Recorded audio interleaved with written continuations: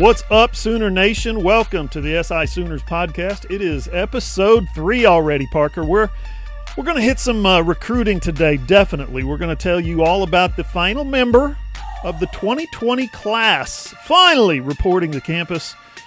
We're going to hit on basketball finally getting underway. And, of course, some sad news to get to. But first, Parker and I are going to talk about our membership in the Joe Castiglione Admiration Society. I'm John Hoover, publisher at SI Sooners, allsooners.com. He's Parker Thune. He's the deputy editor. And if you've not visited allsooners.com yet, I got to ask, what are you waiting for? We probably average, what would you say, Parker, 3 to 5 news stories every day, videos, lists, countdowns, photos, podcasts. And speaking of podcasts, you can find this podcast, the SI Sooners podcast, basically everywhere you find podcasts: iTunes, Spotify, Stitcher, Google Play, all the usual platforms.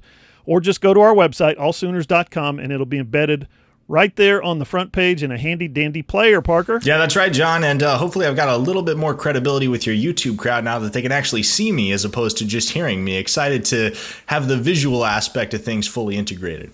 Yeah, but that's a really good headshot you've got, so you got to admit, I mean, come on. Professional. No doubt. I prefer the speaking version of Parker Thune, but that is a good headshot. And, of course, you mentioned YouTube. Shout out to my folks watching on YouTube. You guys rock. You know this. If you guys want to do that, if you're listening and you want to watch, just get on YouTube, search for John Hoover Media. You basically get to sit right here next to me while I chat with Parker. Okay, Parker, I want to talk about Joe Castiglione, future president of the United States, future governor of Oklahoma, senator, congressman. But first, before he takes on any of those roles, I want to nominate him for college football commissioner because specifically about a story that you wrote today. He's been after the NCAA for weeks about obtaining a scheduling waiver that is going to push Oklahoma's season opener from September 5th to August 29th. Remember now, earlier in the summer, I thought this was fascinating, when the Big 12 started talking openly about moving its championship game from December 5th to December 12th, kind of building in an extra open date in case there's any pandemic shutdowns, right? If you've got to cancel a game, that's okay. We'll leave you this open date. It's pretty brilliant, if you ask me. Well, Joe took it a step further and said, hey, in addition to stretching out the season a week later, we want to start the season a week earlier. So, NCAA, how about you let us play Missouri State on August 29th? Well, yeah, it builds in extra open dates. Teams can better manage their roster in case there's COVID spikes or pandemic comes back kind of thing, or players get inundated. There's a sudden surge of COVID-19 on the roster. Well, today the NCAA took Joe C's single request and made it almost basically the law of the land, Parker, and you wrote a story about it. That's right. And, of course, when Joe talked to Toby Rowland over on Sports Talk 1400 on Friday morning, he said he and the NCAA and the Missouri State Athletic Department were getting reasonably close to a decision on whether they were going to get that opener moved from the 5th to the 29th of August. And lo and behold, a day later, there you have it. The university announces that it's been officially moved from the 5th to the 29th after the NCAA grants the waiver. And then this morning on Tuesday, we find out that the NCAA Football Oversight Committee actually recommended and requested a blanket waiver for all Division I programs to have the option of moving their opener from the 5th to August 29th. And the NCAA very expediently approved that request. And there you go, John. I imagine, all things considered, a lot of programs are going to exercise that option to move their opener up simply because, given that extra week, it allows you to react to whatever might happen after one game of football is played in these big stadiums. And we don't know exactly how each program is going to manage their attendance policies, what that's all going to look like. But I think, John, if you've been paying attention to what's been going on in the MLB over the last week, it's become pretty evident that you're going to want some extra time to react to any immediate issues that come your way. Because now we've got the Miami Marlins, a team that I think they've got several COVID cases within their organization. And it's essentially put a hold on the entire MLB's revamped plan for their 2020 season because you got one outbreak within one team, and it's going to start, to create a domino effect, and it affects everybody else in the long run. So I don't think college football, I don't think the NCAA wants to have a repeat of that scenario. I don't think they want to see that come to fruition. As the old saying goes, those who don't pay attention to history are doomed to repeat it. And so I think a lot of college football administrators, a lot of these athletic departments, a lot of these programs are going to be looking to exercise that option to play their opener on August 29th to allow themselves a little extra space to deal with whatever bumps in the road inevitably come their way after one game. Parker, it's been pretty evident that, and we heard from Bob Bowlesby, the Big 12 commissioner, again today.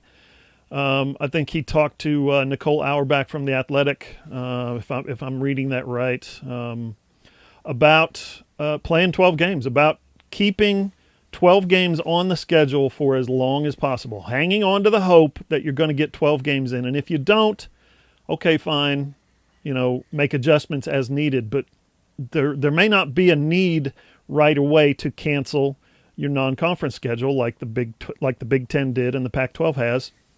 So when you talk about what Oklahoma's doing and you pair it with basically in lockstep with what the Big 12 Conference is wanting to do, Bob Bowlesby specifically, and then you see that today Iowa State scheduled Ball State where the game with Iowa had previously been scheduled. So the Cyhawk game has been removed from the schedule. We know this because obviously the Big Ten canceled their non-conference games. And I was thinking that as this 9+1 schedule kind of philosophy got laid out there, that there might be a chance that the Big Ten comes out and says, okay, we're going to play our regular conference games, but we're also going to play one additional non-conference games because they've got some huge non-conference games, and that's just one of them, Iowa State versus Iowa. But Iowa State said, nah, screw that. We ain't waiting on those guys. We're going to schedule Ball State. You're seeing some movement out of the Big 12, which has always been reactionary in its legislation, reactionary with the decisions that it makes. They always wait for somebody else to do something first. Well, the Big 12 has been actionary, I guess, is a dumb way of saying it, rather than reactionary. Well, yeah, John. I mean, it's really an apocalyptic time in college football, if that's the way you really want to construe it. But it's more true than ever. It's pretty much every man for himself. And so it makes sense that, to take that Iowa State example, hedge your bets. Go get whatever games you can on the schedule because you simply don't know what the next month is going to look like. There have been so many twists and turns in this whole narrative, the way that college athletics has dealt with and had to react to the COVID-19 pandemic ever since March. So, these programs are just trying to plan ahead as best that they can and make sure that they're taken care of. And at this point, if you got to kind of go off the beaten path to make that happen, you do what you got to do. Yeah, no, I'm with you on that. Hey, before we get to our first break, Parker, we need to get to the big news in recruiting. Oklahoma got a verbal commitment last week, not from the 2021 class, but from the second member of the 2022 class. Parker, you were all over the story. Tell us about it. Yeah, that's right. They pick up Jordan Hudson, a 4-star wideout from Garland, Texas. As you mentioned, second overall commit in the 2022 class for Oklahoma, the first offensive recruit for Lincoln Riley. And when I talked to Toby Rowland this morning on Sports Talk 1400, John, really just stated how and reiterated how much of an emphasis Lincoln Riley has placed on recruiting down the line, not just narrowing his focus on rounding out this 2021 class, because those guys are going to come. Caleb Williams and company are going to make sure that their 2021 class is right up there with the best in the nation. Now Lincoln Riley has kind of turned his focus to 2022, 2023. Now that he's got Caleb Williams in the chute, he knows he's got a few more coming. He's starting to look with a more down the road, I guess, kind of long term. I think he's in it for the long haul at Oklahoma, and he's made that evident just in the interactions that he's had with the media and the way that he's kind of setting up his recruiting classes 3 and 4 years down the line. But he extended several offers to 2023 prospects over the last couple of weeks, and obviously picks up Jordan Hudson. They've got some really high-end guys in that 2022 class that they're pressing really hard for. Gentry Williams and Talon Shetron from in-state there in Oklahoma, two of the preeminent ones. And then, of course, Quinn Ewers, the top quarterback in the class out of Southlake, Texas, and the sixth overall prospect in history ever to receive a perfect 1,000 rating from 24/7 Sports Composite Rankings. So Quinn Ewers, more than anything, is going to be the primary target for the Sooners, but a lot of guys in that 2022 class I think you're going to see a renewed emphasis in going after over the next few weeks and few months here. It's going to be worth watching. You're going to want to keep it at allsooners.com, sisooners.com. Up next on the SI Sooners podcast, Parker is going to give you the goods on more recruiting, including Lincoln Riley trying to play the heel, how much our guys at Sports Illustrated All-Americans seem to love them some Sooners, and who's got commitment dates coming up. Hey, are you a business owner looking to get your product out there to the masses? Let's say you run a hotel in Norman, or a car dealership in Oklahoma City, or a restaurant in Edmond, or maybe you're a small online business who creates and sells OU merchandise, and you just want Sooner Nation to come sample your wares. Well, then consider advertising in this space right here on the SI Sooners podcast. SI Sooners reaches thousands of readers, viewers, and listeners literally every day, and the SI Sooners podcast is the ideal place to find your next customer. To advertise, send an email to allsoonersi@gmail.com or DM us on Twitter at all_Sooners. Social media time. Twitter is the easiest way to keep up with all of us at all_Sooners on Twitter. That's at all_Sooners. Parker is at Parker Thune, Thune, and I'm at John E. Hoover. You can also find Parker on Instagram at Parker Thune, and you can find me on Facebook at John E. Hoover Media. Or, as I mentioned at the top, come watch the video version of the SI Sooners podcast on my YouTube channel, John Hoover Media, or look for John Hoover. I encourage you guys to become a subscriber because that thing's really growing and fast. We talked about it last week. Subscribers have more than tripled just in the past 12 months. So, like I said, you guys rock. Peace. Okay, Parker, you did a great story last week about Lincoln Riley's new hobby, which is pissing off Tom Herman.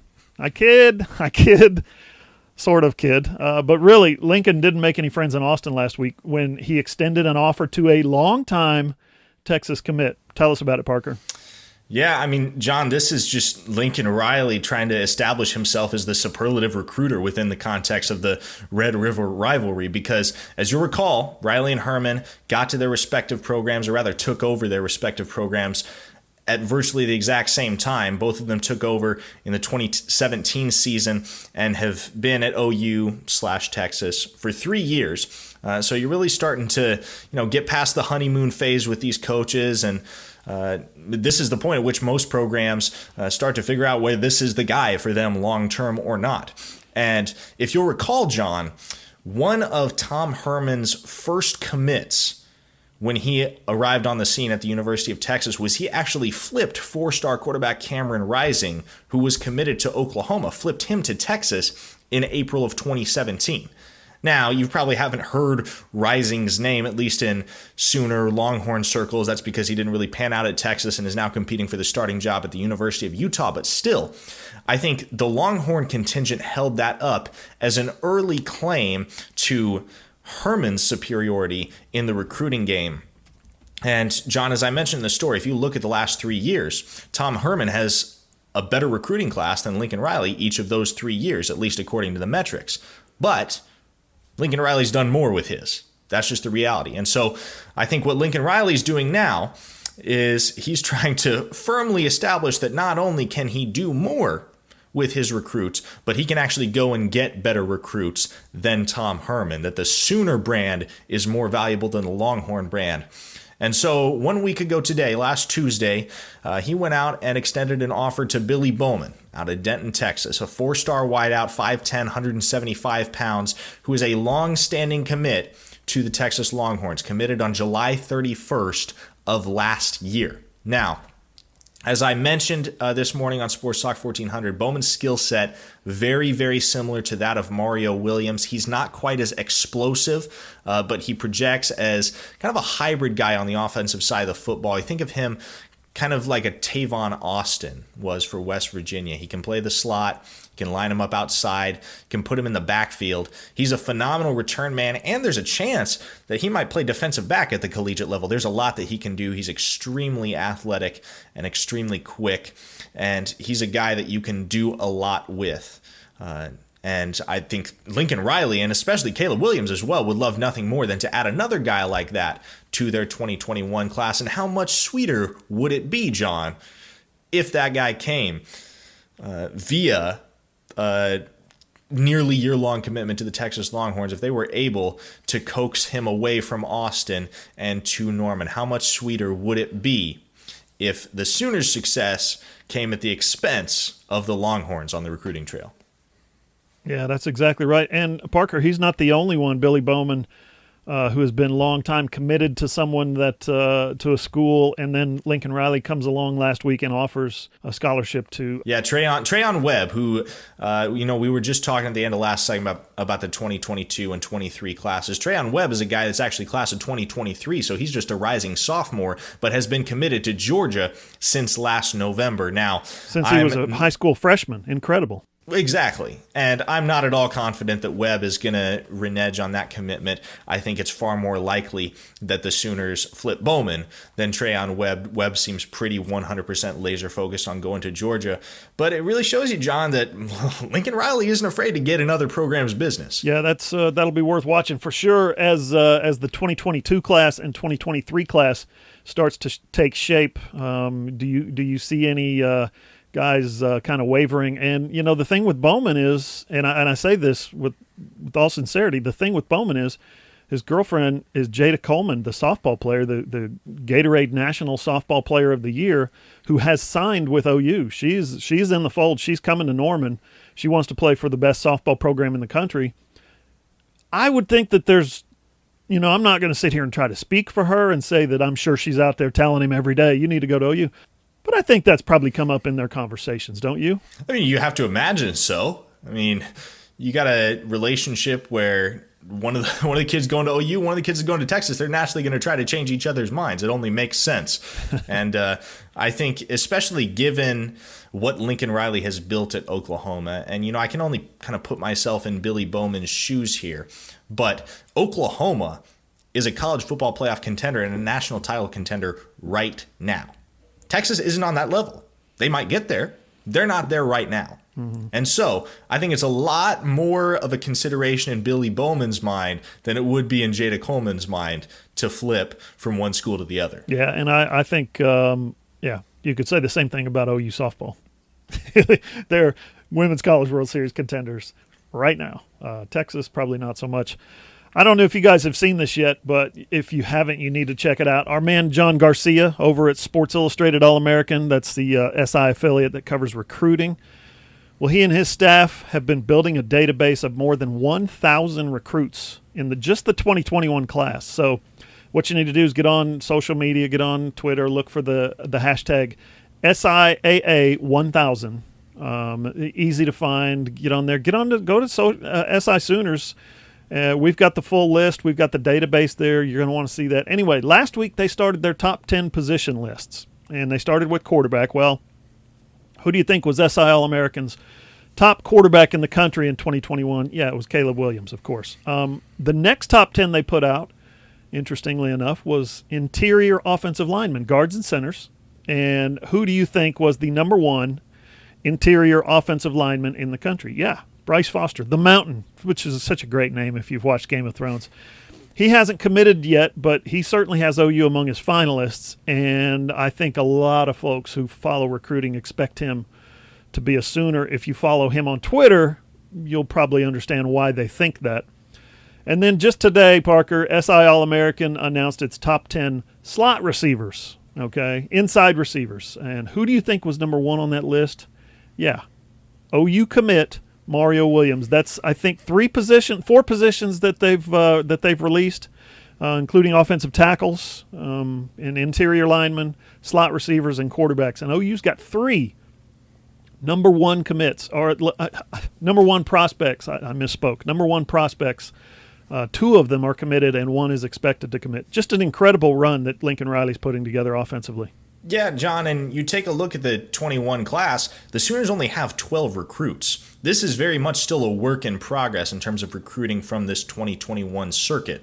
And you think about the fact that they've already got Mario Williams, already got Caleb Williams, on track to get Bryce Foster, might have a shot at getting Emeka Egbuka. Trust me, John, make no mistake about it. When it comes to this 21 class, the programs right now that are getting the most love for their prowess in recruiting circles, you look at Tennessee, Ohio State, North Carolina, Clemson, those programs that already have 20-plus recruits in their system in this class. Oklahoma's only got 12. When it's all said and done, the Sooners are more than likely going to have as good a class as any of those programs, just because there's so much left undone in terms of what Lincoln Riley can do with this link-up class that he's designated. So, Mario Williams, as far as he goes, we've talked ad nauseum about him, John. Just an explosive guy, reminiscent of Hollywood Brown. He's raw, but he's fast, and he's athletic, and he plays bigger than his stature would indicate. So I don't think it'll be long before he's a big factor in the passing game in Oklahoma, and I think that connection with Caleb Williams is going to be something special down the line here. Yeah, and hey, a quick FYI, Kamar Wheaton hasn't been named by Sports Illustrated All-American yet as the number 1 running back in the 2021 class, but several recruiting services have him ranked number 1. Parker, what's the latest with Kamar Wheaton? We saw some stuff on the web earlier in the week about him. Yeah, well, Wheaton's one of those guys that doesn't take a lot of time to talk to the media, kind of reclusive in that capacity. But it seems pretty evident if you talk to anybody within recruiting circles that has an idea of which way he's leaning. This is not just my opinion. This is just about everybody's opinion that Oklahoma is in the best spot out of anybody to land Wheaton. And at that point, John, you would have a 5-star quarterback in Caleb Williams in the class, a 5-star running back in Wheaton, a 5-star receiver in Williams, and potentially another one in Emeka Egbuka. So in terms of his offensive firepower, Lincoln Riley isn't just rolling out a really good offense here in 2020 as he has the last 3 years. He's already set to roll out just as dangerous of an offense 3-4 years to come. I can't wait to see the final, the guys that put their name on the dotted line.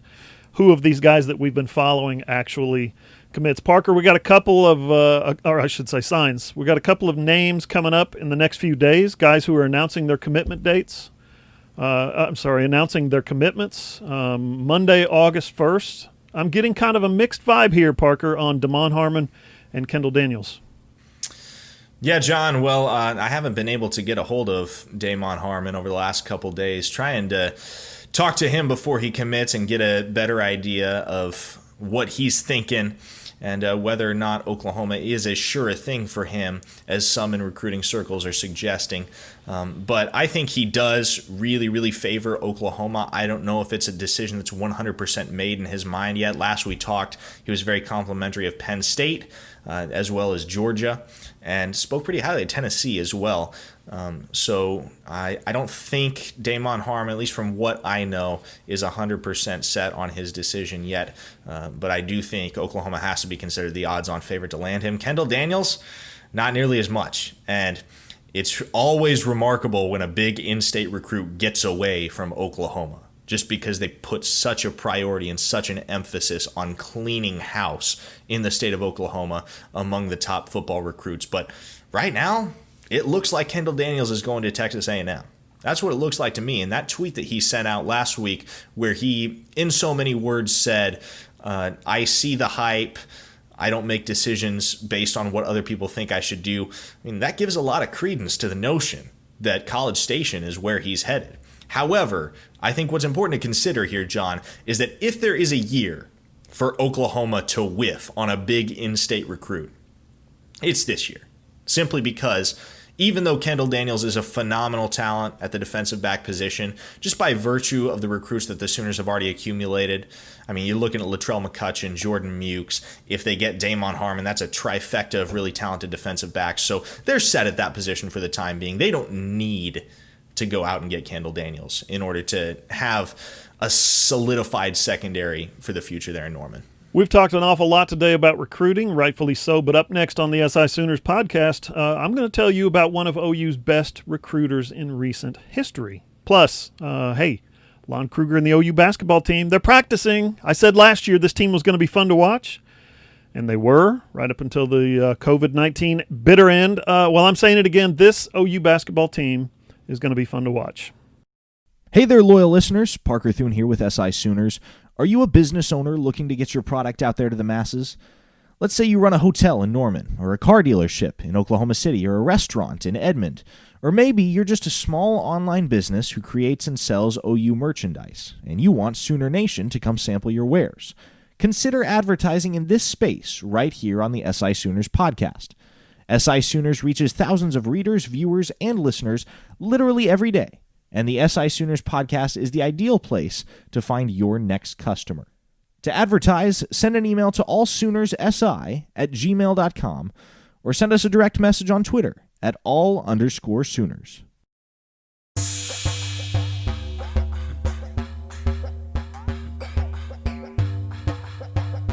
The SI Sooners podcast rolls on. We have talked a lot about recruiting, but now I want to talk about a recruiter. Unfortunately, it's a sad story. One of OU's best recruiters and, of course, former Sooner himself, former Sooner head coach, John Blake, died unexpectedly, suddenly, shockingly last week, Parker. I wrote his obit at SI Sooners, allsooners.com, and I would encourage the listeners, the viewers, to go read it if you haven't already. Parker, what is your you think of John Blake and you think of 12-22, the worst 3-year stretch in OU football history, but there was a lot of layers to this guy, and I think there's a lot of underappreciated factors about John Blake among Sooner Nation. Yeah, certainly, John. And one thing you have to understand when you're talking about John Blake's legacy in Norman is the fact that he really inherited a program in disarray. Yep. He really, really did. I mean, after the sanctions in the late 80s, early 90s that affected Oklahoma for years and years down the road, he came in the immediate wake of the Howard Schnellenberger fiasco, that one-off year that everybody thought and everybody said was going to be the resurrection for Sooner football, and Schnellenberger goes 5-5-1 in his 1 year and is out the door, and Oklahoma's left in a state of limbo. John Blake comes in. He had spent 3 years away from Norman, where he previously served as an assistant, spent 3 years away from Norman as the defensive line coach for the Dallas Cowboys and had won 2 Super Bowls, comes back to Oklahoma, and I think a really common sentiment, John, when we talk about Blake as a coach, a really common but really underappreciated sentiment is the fact that he really didn't get enough time to do what he came to do in Norman. He really didn't. Blake was a phenomenal recruiter, as you mentioned, recruited a lot of those guys that came to Oklahoma and contributed to that championship team in 2000. And look, I'm sure a lot of Sooner fans look back on that timeline and they wouldn't have it any other way, because 2 years after the Blake administration ended, in their second season under Bob Stoops, the Sooners are national champions. So it all worked out in the end. But it's important to recognize what John Blake did to set Oklahoma up as a program for that 2000 championship run. And while Bob Stoops was the mastermind, John Blake did a lot of the legwork in making that undefeated championship run happen, the one that to this day is the Sooners' last national championship. You know, I talked with a bunch of guys about John, including, a former teammate who he later coached with the Dallas Cowboys, and a former player of his when he was head coach at OU. I've talked to a couple of other former players of his, but all those guys, they talk about John's engaging personality from his first day on campus, literally as a freshman. He walks into the CAF and is like, you guys, I'm sitting with the cool kids. I'm sitting with you guys because I'm from Sand Springs, Oklahoma. Just an engaging personality. How he was able to use that personality to recruit a couple of classes of players, 97 recruiting class and the 98 recruiting class, that, as you said, absolutely laid the foundation for Bob Stoops' 2000 national championship. Now, I don't want to portray, that John Blake was the reason that team won the national championship. He clearly was not. But I talked to another former – here's what goes underappreciated, and you mentioned it, the Howard Schnellenberger fiasco. I talked to Kelly Gregg just today about John Blake. And Kelly reminded me that it was a miracle that John was able to recruit any of those guys in the 97 and 98 classes after the 1 year of just implosions that Howard Schnellenberger wrought on the program when he was the head coach in 1995.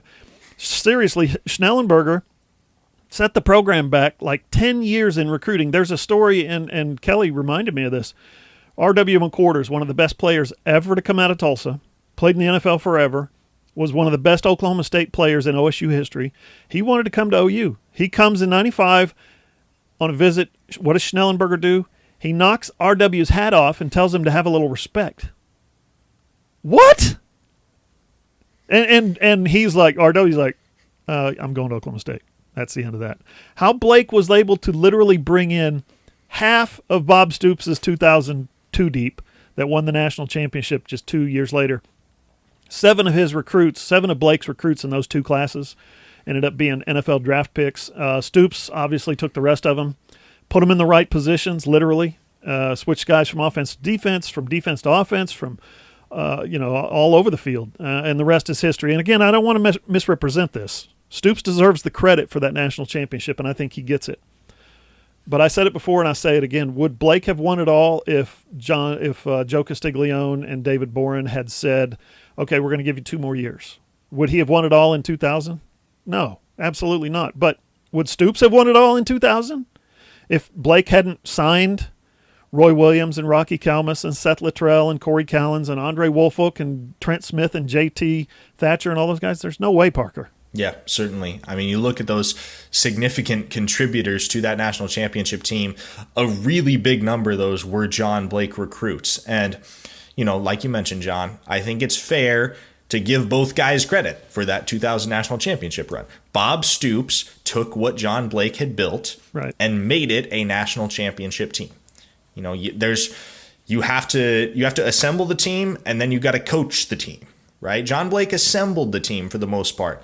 Bob Stoops did the coaching. He took what John Blake had started and brought it to completion in the form of that 2000 national championship run. Yeah. Most notably, he went out and got Mike Leach, who went out and got he also went out and got Jerry Schmidt, who helped rebuild that program from the inside out. But Mike Leach goes out and gets Josh Heupel.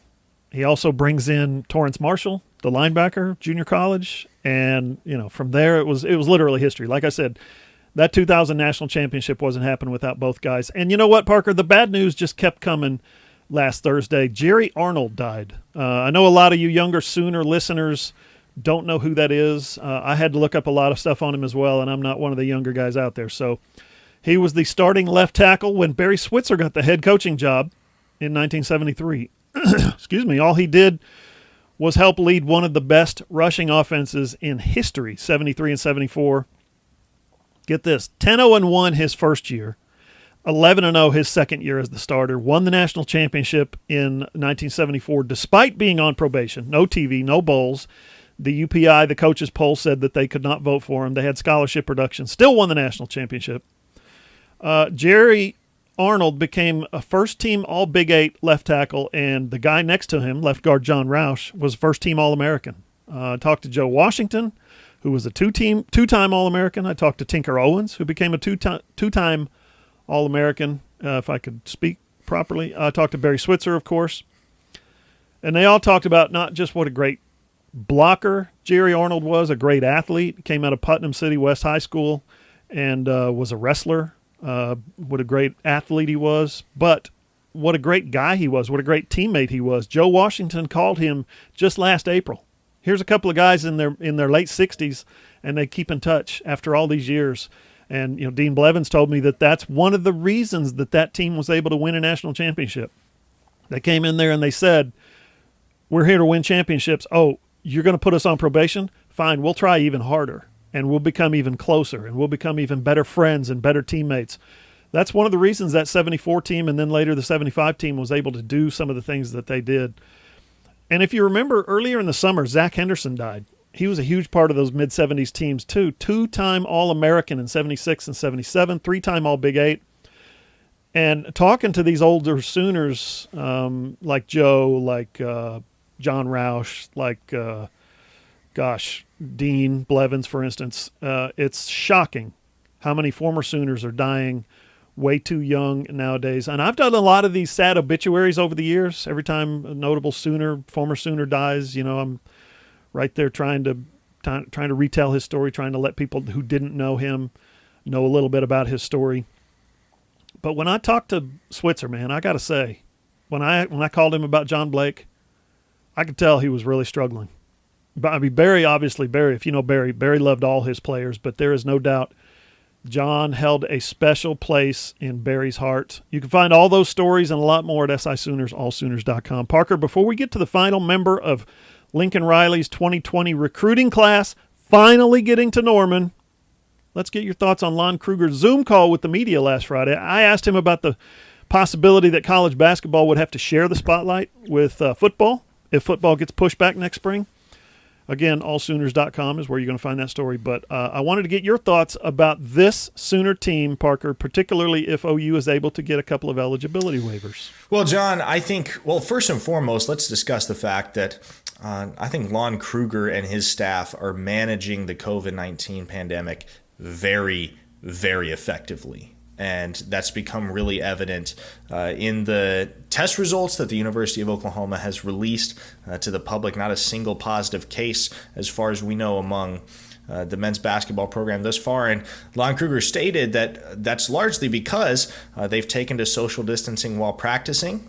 Everybody, coaches, players, staff, everybody wears a mask.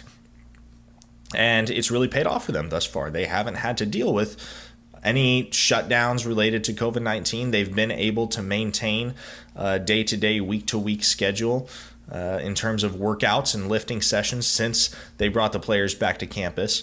But in terms of what they've been able to accomplish heading into this 2020 season, I think they're probably going to be as well prepared as just about anybody in the country. And we don't know what the season is going to look like, but Kruger is dealing with this in a very mature and very safe manner, and he's one of the things that he stated to John is he thinks his players have done a fantastic job of maintaining readiness for the upcoming season while staying safe. They were away from campus for 4 months. They haven't been in the same building as one another for quite a while, but he complimented his players and the fact that they have kept themselves safe from the coronavirus while also preparing really, really effectively for the season ahead. And you look at the team that they're going to bring to the floor in fall 2020. They're losing Christian Doolittle. They lost Jamal Bieniemy to the transfer portal, but that's really it. They bring back Brady Manick, Austin Reeves, Davion Harmon, and I think it's really going to be worth watching whether Umoja Gibson and Elijah Harkless get their eligibility waivers and are eligible immediately, because those are two guys that can really, really add a new dimension to this Sooner lineup if they're eligible right away. Harkless, Gibson, both really athletic guys. Harkless in particular, 6'4", kind of a swingman vibe to his play. And there's just so much more. There's so many more possibilities for Lon Kruger to play with in his offense if you've got two more athletic guys like Gibson and Harkless in the mix. Yeah, a lot of versatility, and I think if they can stay out of Magic City, I think that they'll be able to stay out of the coronavirus, COVID-19 quarantines. I don't know if you saw this. The Lou Williams down in Orlando goes to Magic City, which is a strip club famous for its chicken wings. After which, one of the people who vouches for the quality of the chicken wings at this Orlando strip club is none other than Johnny Manziel. So, my advice, stay out of the Magic City. Okay, we saved it to last, Parker, so let's pay it off. Lincoln Riley's 2020 recruiting class is finally complete. Finally completed is July 28th. Unreal. Justin Harrington is in the fold. and what a long, strange trip it was for him. But he's in Norman, Parker, and I think he's going to be one of those guys that comes in and competes for immediate playing time. Yeah, definitely, and I'm excited to see how these young defensive backs entering the fold for the Sooners in 2020 kind of press the returning starters for playing time. I think Buki Radley-Hiles really, especially as a target on his back with as shaky as he's been over the course of his tenure in a Sooner uniform. Remember, he's a former 5-star recruit. But not only do you got Justin Harrington entering the mix, but you got Bryson Washington, Josh Eaton, Kendall Dennis, a foursome of really athletic, really talented, sizable defensive backs for Alex Grinch to deploy. And it's going to be exciting to see how many of these 2020 recruits make an immediate impact in a Sooner uniform. I think everybody is really, really stoked to see what Jalen Conyers can do and see how another guy kind of in the Austin Stogner mold might fit in, whether that's in an H-back role. Of course, Jeremiah Hall seems to have that on lockdown for the time being, or whether that's going out splitting off in the slot or playing on the end of the line, whatever the Sooners use Conyers for. But I think he's definitely one of the guys that Oklahoma fans are going to look forward to seeing the most and seeing what he can do immediately as a true freshman. But of course, it all kind of comes back to the redshirt freshman, Spencer Rattler, and what he can do at the helm for the Sooner offense come this 2020 season. I think Justin Harrington has a chance to step into this defense if he can pick up the complexities of the defense. Certainly Alex Grinch simplified things, but if he can pick up the defensive schemes, the calls, the responsibilities, the fits, I think he's got a chance to be a beast. You can listen to this podcast on iTunes, on Spotify, on Google Play, or wherever you get your podcasts, or just find it on our website, sisooners.allsooners.com. Just subscribe if you want to, and watch the video version on YouTube. John Hoover Media. Sit right here with me while I talk to Parker. For Parker Thune, I'm John Hoover. See you next time.